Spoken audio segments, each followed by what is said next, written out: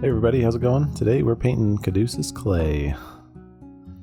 He's a character from Critical Role. It's a Dungeons and Dragons podcast. If you haven't checked it out, you should. If you like nerdy things like me, you probably love it. So, I'm going to talk about just a couple things. This is a pretty short video. If you're interested in the full process, just go ahead and check out my Patreon page or my website, and you should be able to get it there. So, what I want to do with this piece, so this character is, I think he's called a Grave Cleric.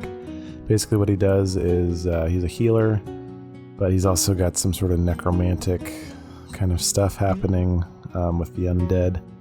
So, you know, he's a character originated in a graveyard. He lives there, tends to it, and he makes tea, grows plants from the dead bodies underground, basically.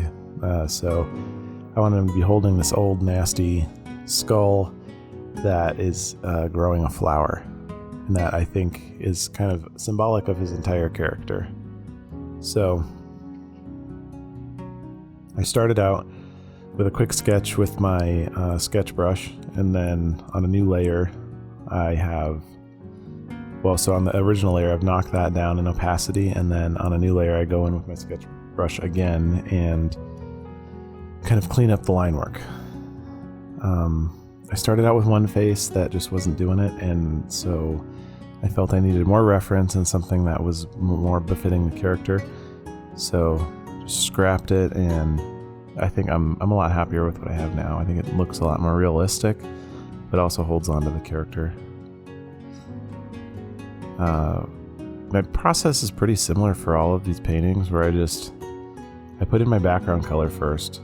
Sometimes that's with using a photo, or sometimes it's just making it up. And I drop that in and put in a solid color, like at least I fill in the color in the background. And that way I can make informed decisions about my local colors for my character, because they're all going to be all relative to the background color. So my brown colors aren't necessarily brown. They could be like a desaturated green, and they would look brownish red. They'd look warmer. That's the thing. Saturation plays a huge role in color. You don't necessarily want to take something that's, like let's say you have a green background and you want something that's red. You don't need to paint red. You can just paint desaturated green and it's going to look red. So having that background color in initially is really important.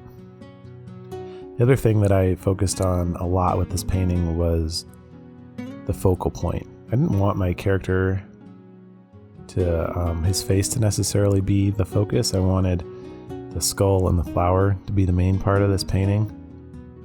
So that's partly why I changed his face too and have him looking down. He's looking down at the flower, and usually when you have someone looking a direction, that will help draw your eye to that too.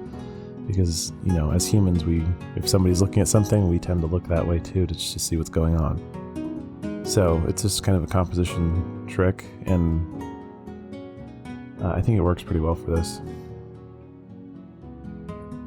So I'm going through and just once I've dropped in my shadows are a warm brown, yellow, and my light is this cyan color.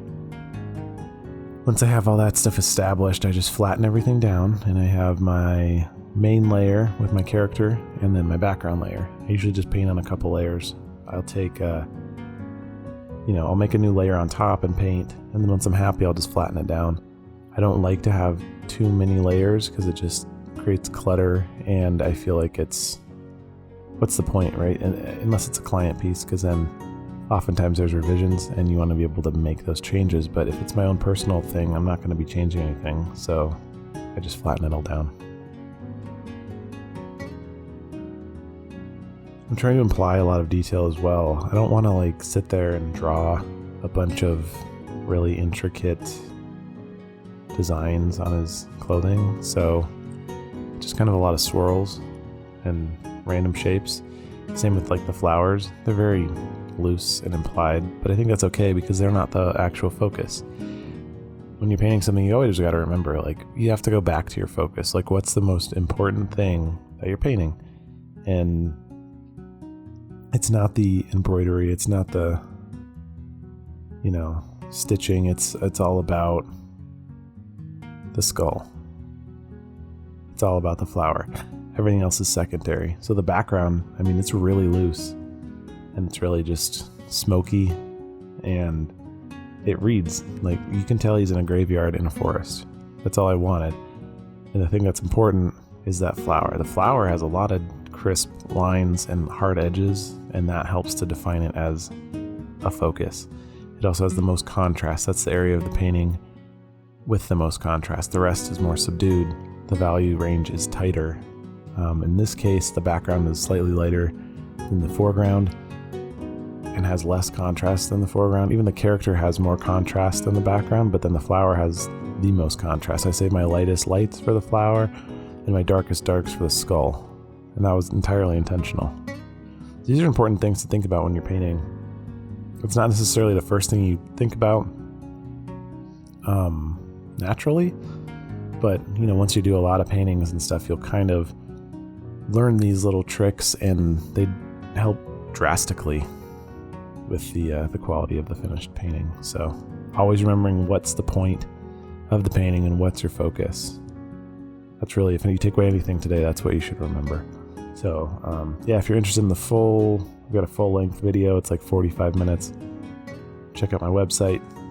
Check out Patreon if you want monthly stuff. I usually do 2 a month, 1 to 2 a month on there. And I appreciate you watching this and checking it out and having any sort of interest in my art. And you are awesome, and I hope you have a great day. Thanks.